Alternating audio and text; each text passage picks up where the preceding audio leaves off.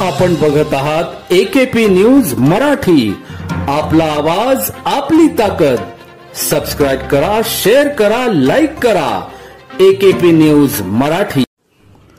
नाशिकच्या गुन्हे शाखा युनिट क्रमांक 2 चे पोलीस हवालदार प्रकाश भालेराव व शंकर काळे यांना मिळालेल्या गोपनीय माहितीच्या आधारे उपनगर व इंद्रानगर पोलीस ठाणे हद्दीत चोरी घरफोडी करणारा सराईत गुन्हेगार अजय वाघेला राहणार सिन्नरफाट नाशिक रोड या सिन्नरफाटा येथे मनपा दवाखान्याजवळ शिताफीनेत सापळा रसत ताब्यात घेतले।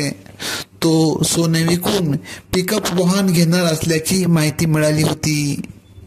त्याच्याकडून 12,09,000 रुपये किमतीचे 21 तोळे सोने हस्तगत करण्यात आले।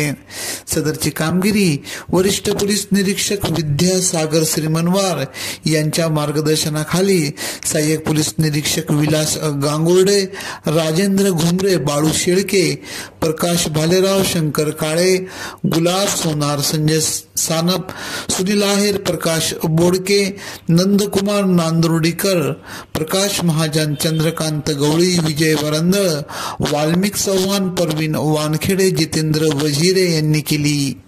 आरोपीस पुढील कारवाई कामे उपनगर पोलीस ठाणे येथे देण्यात आले आहे। एकेपी न्यूज साठी ब्युरो चीफ अनवर खान पठाण, नाशिक।